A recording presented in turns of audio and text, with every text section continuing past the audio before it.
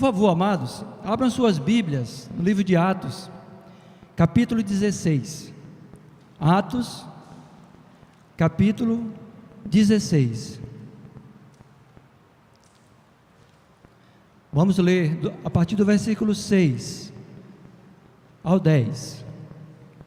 Livro de Atos, capítulo 16, do versículo 6 ao 10.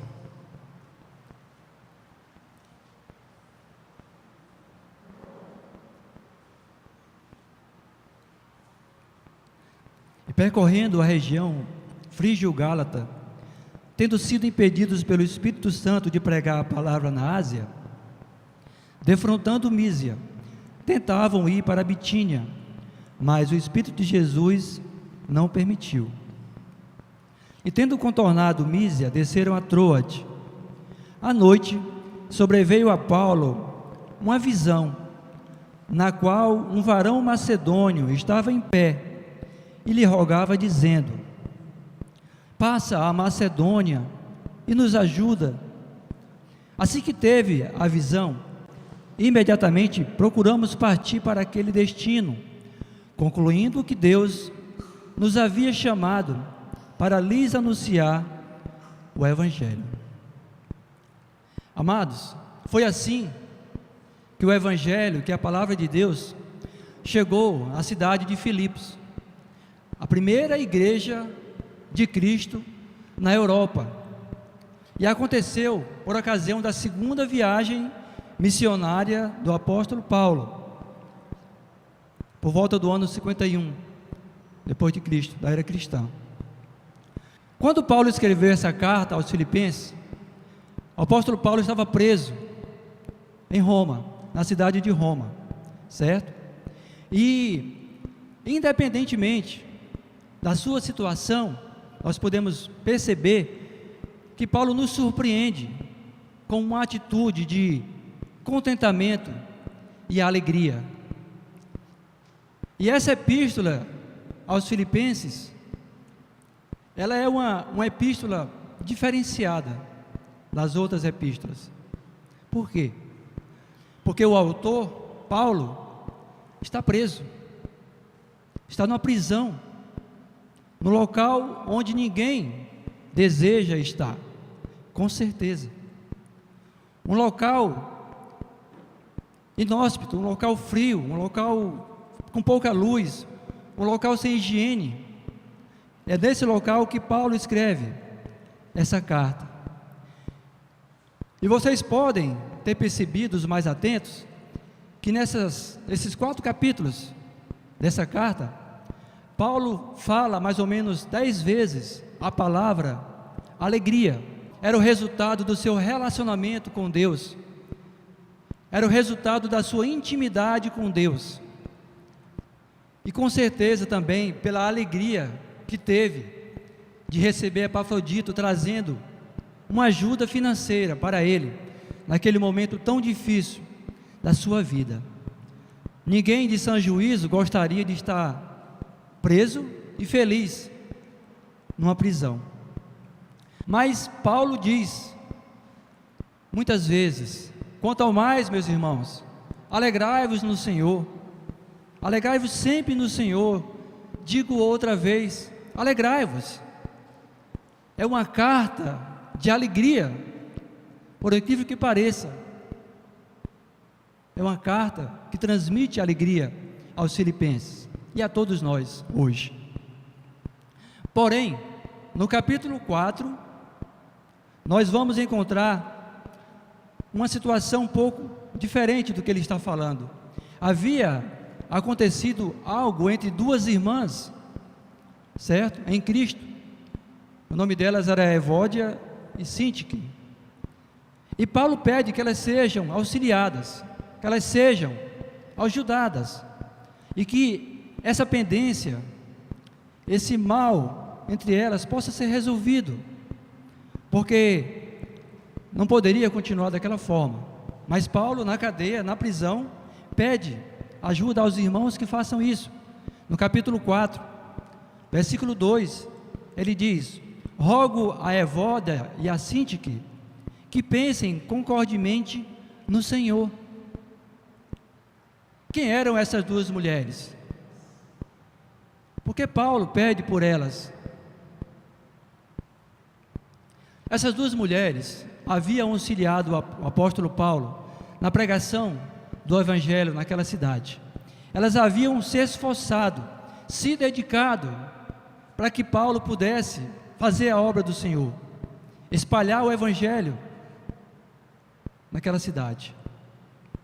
E agora está acontecendo isso entre elas.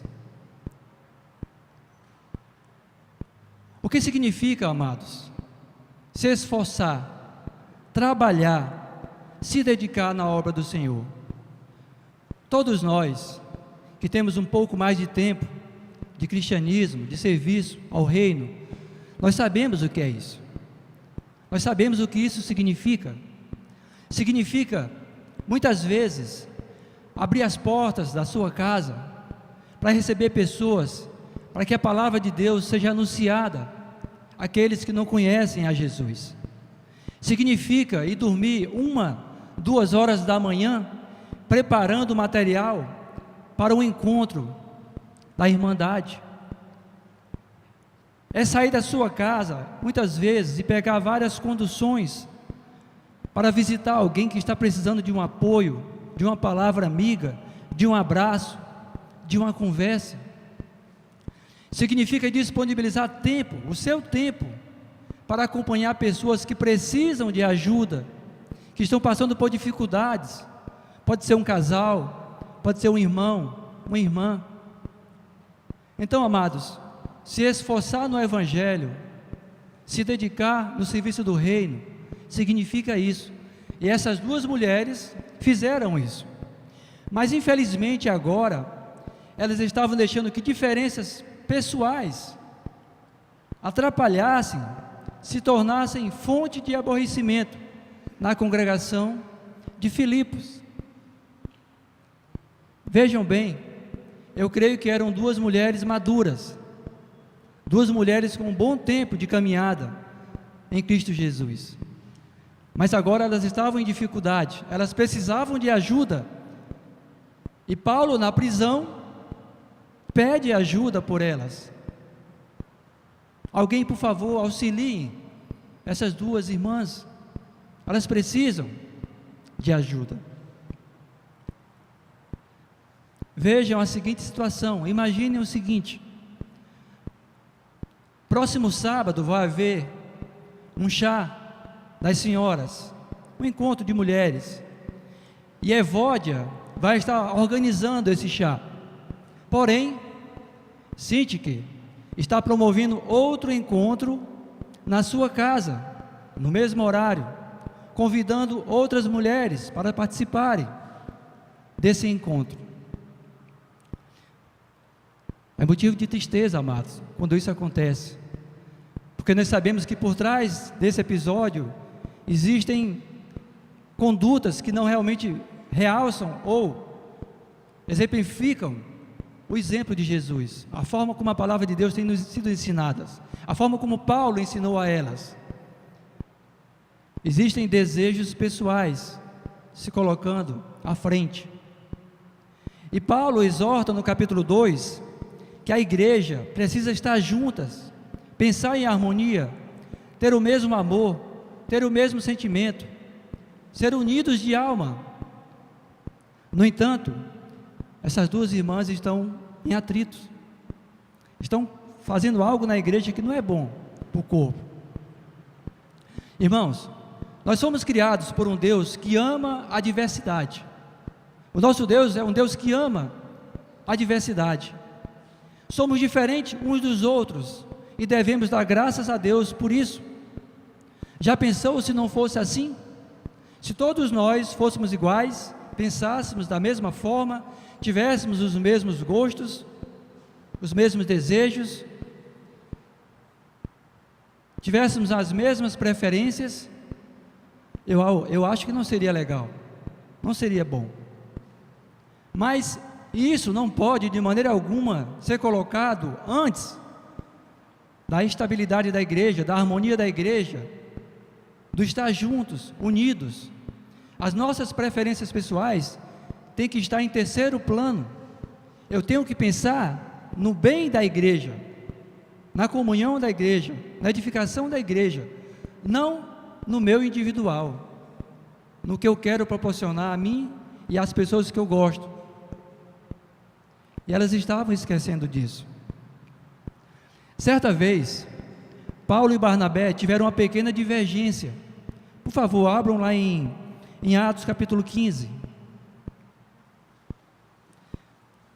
Livro de Atos, capítulo 15, a partir do verso 36. Atos 15, versículo 36. Alguns dias depois, disse Paulo a Barnabé: voltemos agora para visitar os irmãos por todas as cidades nas quais anunciamos a palavra do Senhor, para ver como passam. E Barnabé queria levar também a João, chamado Marcos, mas Paulo não achava justo levar aquele que se afastara desde a Panfilha, não os acompanhando no trabalho. Houve entre eles tal desavença que vieram a separar-se. Então Barnabé, levando consigo a Marcos, navegou para Chipre. Resumindo a história, Barnabé seguiu com João Marcos e Paulo chamou a Silas. Mas o interessante é que a missão, é que aquilo que eles iriam fazer não foi interrompido. Paulo foi com Silas e Barnabé com João Marcos visitar aos irmãos, as igrejas.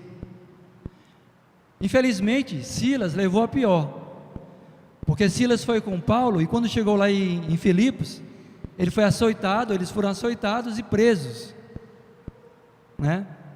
Não levou muita sorte, mas a missão foi cumprida. Eles conseguiram fazer o que haviam planejado. Meus irmãos, quando nós estamos unidos, quando nós estamos juntos, a jornada se torna mais leve. Não adianta sermos individualistas, achar que eu sozinho posso fazer muita coisa, ou quase tudo. Não podemos, amados. Nós somos uma comunidade, nós temos que trabalhar unidos, em comunhão, com o mesmo espírito, sentindo a mesma coisa. Em Efésios capítulo 4, Paulo diz: rogo-vos, pois, eu, prisioneiro no Senhor, que andeis de modo digno da vocação a que fostes chamados, com toda humildade, com longanimidade, suportando-vos uns aos outros em amor. Temos que considerar uns aos outros superiores a nós mesmos, porque se não houver humildade, nós não iremos a lugar nenhum. A obra vai parar, vai ficar estagnada. E Paulo nos ensina isso. Precisamos estar atentos, como igreja, como corpo de Cristo, para ajudar-nos nesses momentos. Aí você pode perguntar assim: irmão, como é que eu posso ajudar alguém nessa situação de conflito? Duas pessoas maduras, experientes. Talvez nós não tenhamos condições de conhecimento, mas nós conhecemos um Deus poderoso. Nós podemos simplesmente orar. Você pode colocar o seu joelho no chão e interceder por essas causas, por essas situações. Isso já seria muito importante, já seria maravilhoso. O apóstolo Paulo, ele está na prisão, mas ele não deixa se abater pela tristeza. Pelo contrário, ele demonstra alegria. Ele confia que Deus está no controle da sua vida. A gratidão no seu coração. Quando nós começamos, amados, a esquecer que servimos a um Deus que a nós é o suficiente, que servimos a um Deus que é poderoso, que servimos a um Deus que está à frente de nossas vidas, na frente da igreja, nós começamos a querer fazer as coisas com a nossa própria força, com nossos próprios talentos. Não pode ser assim. Paulo, ele tinha no seu coração um profundo agradecimento a Deus. Paulo possuía gratidão no seu coração. Abram, por favor, em Filipenses, capítulo 2, versículo 17. Filipenses, capítulo 2, versículo 17. O apóstolo Paulo era grato a Deus, mesmo com o sofrimento, mesmo passando por dificuldade, por aperto, mas ele era grato a Deus. Filipenses 2, versículo 17. Entretanto, mesmo que seja eu oferecido por libação sobre o sacrifício e serviço da vossa fé, alegro-me e com todos vós me congratulo. Mesmo que Paulo fosse oferecido, fosse tirado a sua vida, mas mesmo assim ele se alegraria, ele se congratularia com os filipenses, porque Paulo possuía gratidão no seu coração. Paulo era um homem grato a Deus. Temos agradecido a Deus? Temos realmente agradecidos a Deus pelos bens, pelas bênçãos, pelo amor, pela misericórdia que Deus tem tratado a cada um de nós? O apóstolo Paulo é um exemplo para nós, meus amados. Eu vou falar uma coisa para vocês, que eu procuro ver a partir de hoje, com essa pregação. A gratidão é muito mais que uma expressão. Gravem essa frase. A gratidão é muito mais que uma simples expressão, é um exercício. Nós temos que exercitar a gratidão. O apóstolo Paulo é o exemplo de alguém que exercitava a gratidão. Nós precisamos agradecer a Deus por cada conquista, por cada realização, por cada livramento que nós recebemos, e até mesmo pelo que nós não recebemos, e até mesmo pelo aquilo que nós pedimos a Deus e não recebemos. Às vezes nós não sabemos por que Deus responde dessa forma. Por que Deus não concedeu aquilo que eu estava pedindo? Eu precisava tanto, era tanto necessário para mim. Nós não temos respostas, mas mesmo assim nós temos que ser grato a Deus por isso. É dessa forma que nós exercitamos a gratidão ao nosso Deus. E Paulo é um exemplo para nós. É bom que agradeçamos a Deus por tudo, porque esse exercício, amados, é um antídoto que funciona contra a ambição excessiva. Sabe por quê? Eu vou dizer.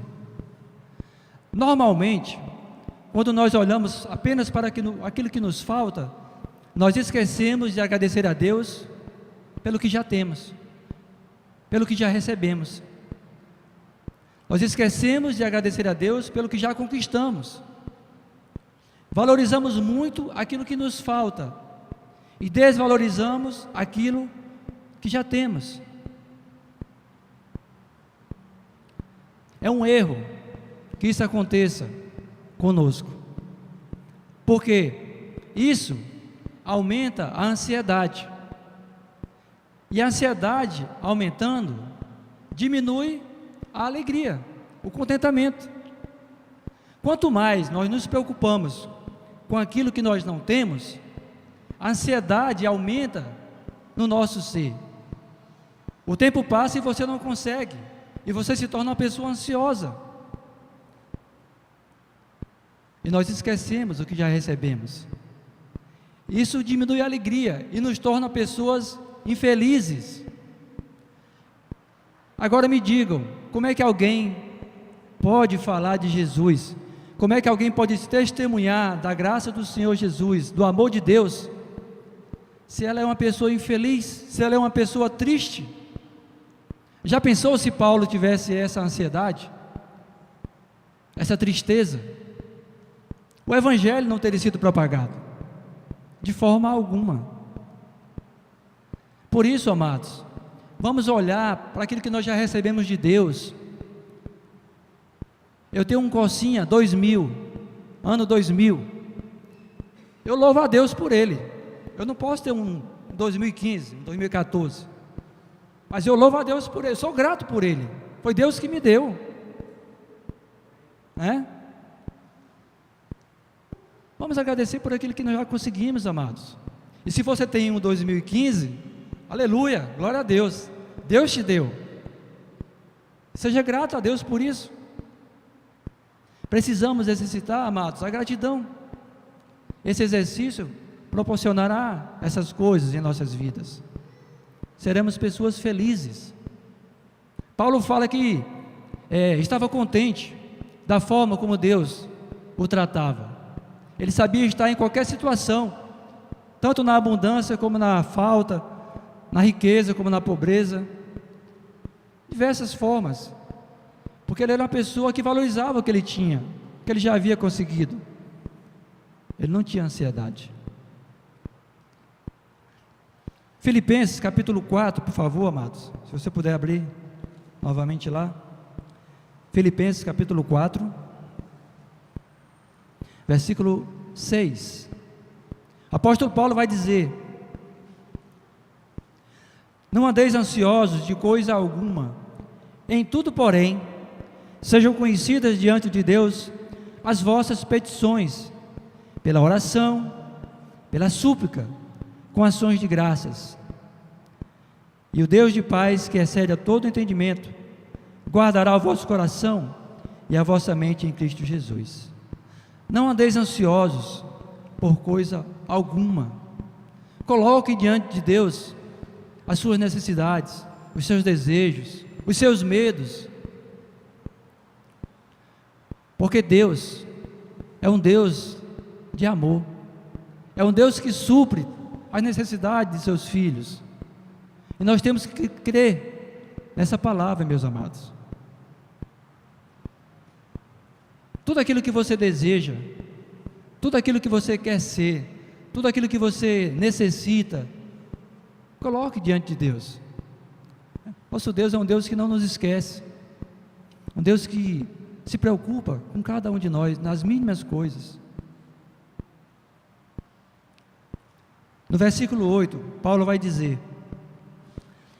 finalmente, irmãos, tudo que é verdadeiro, tudo que é respeitável, tudo que é justo, tudo que é puro, tudo que é amável, tudo que é de boa fama, se alguma virtude há e se algum louvor existe, seja isto o que ocupe o vosso pensamento. Como filho de Deus, o que tem ocupado as nossas mentes? O que tem enchido a nossa cabeça? Coisas boas ou coisas ruins? Coisas eternas ou coisas terrenas? Espirituais ou coisas carnais? O que tem enchido a minha cabeça, a minha mente?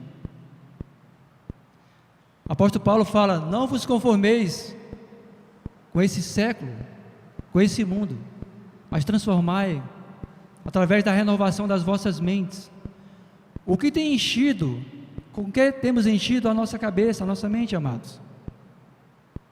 Nós queremos ser pessoas felizes, nós queremos ser pessoas edificadas, transformadas, alegres, aptas a manifestar a vontade de Deus aqui, nesse mundo. Vamos nos encher com coisas boas, vamos orar mais a Deus, vamos dar mais graças ao Senhor, vamos ler mais a palavra, vamos ter mais comunhão uns com os outros, vamos nos alegrar com Cristo Jesus, vamos nos encher com as coisas de Deus. Aí sim, amado, nós estaremos aptos a sermos pessoas gratas a Deus, felizes, alegres. O apóstolo Paulo, mesmo preso numa masmorra, no local péssimo, Se hoje as cadeias, as prisões são ruins, vocês imaginem nessa época como não seria. Terrível. Mas Paulo está lá. Paulo estava lá em Filipos com Silas, meia-noite, preso, com as algemas, mas estava louvando a Deus, exaltando o Senhor. Maravilhoso isso, amados. E nós? Temos boa vida, temos as nossas casas, temos o nosso carrinho, velho ou novo, mas temos a nossa família, temos o nosso emprego, temos saúde. Como é que tem sido, ó Pai? Como é que tem sido, amados, a nossa gratidão a Deus? Como temos transmitido a Deus a nossa gratidão? Amados irmãos, a igreja é um grande hospital.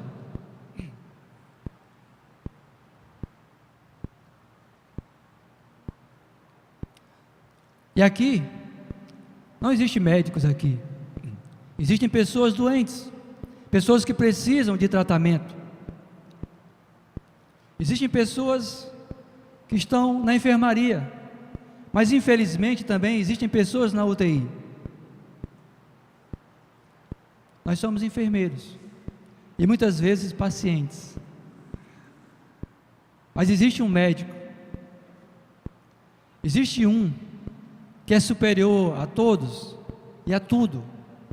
É Deus, é Jesus, é o Espírito Santo. E Deus quer trabalhar com o seu povo. Deus quer trabalhar com a sua igreja. O Espírito Santo quer nos encher, quer direcionar os nossos passos. E nós precisamos, amados, ter o mesmo sentimento que teve Paulo, que mesmo preso, estava alegre, que mesmo preso, estava contente, que mesmo preso, estava ajudando os irmãos lá de Filipos. Vamos ajudar, vamos estar unidos no mesmo corpo. Eu agradeço a Deus pela minha família, pela minha esposa, pelos meus filhos. Eu agradeço a Deus por essa congregação, pelos meus irmãos. Eu agradeço a Deus pelos meus pastores, Otaílson, Marcos, Júnior. Eu agradeço a Deus pelos meus irmãos espalhados por todo esse Brasil, que oram por mim, que torcem por mim. Eu agradeço a Deus por isso. Eu sou grato a Deus, mesmo compreendendo que muitas vezes deixo muito a desejar. Preciso fazer mais, preciso sair do comodismo muitas vezes, mas eu agradeço a Deus por isso. E eu agradeço a Deus pela obra que Deus vai fazer nessa congregação nesse ano de 2015. Nós estamos esperançosos, nós temos visto frutos acontecerem nessa igreja, que nos animam, que nos colocam para cima. Jovens, mulheres, casais, ministérios, isso nos alegra, a sua dedicação, o seu trabalho, o seu esforço. Isso é motivo de alegria, isso é motivo de contentamento. Portanto, meus amados, alegrem-se no Senhor, se fortaleçam na palavra. Vamos fazer o amigo da palavra, vamos ler a Bíblia em um ano, vai ser maravilhoso isso. Os frutos com certeza vão surgir, o evangelismo vai acontecer, a comunhão vai acontecer, o reino vai crescer, porque Deus vai estar presente, vai nos dar a capacitação, não nós, mas Deus. Essa, meus amados, a minha oração, e eu espero que você se alegre conosco nessa jornada. Sejam felizes com o que você já tem, com o que nós já temos. Proporcione essa alegria em comunhão. Dê um sorriso, dê um abraço. Afinal, fomos criados por um Deus que ama a diversidade. Uns alegres, outros mais acomedidos, outros mais trancados. Mas é assim que é formado esse corpo, a diversidade. Que Deus nos abençoe e que fortaleça cada vez mais esse desejo de estarmos unidos um só, em um só Espírito e um só corpo, por meio do Espírito Santo do Senhor. Amém? Deus seja louvado.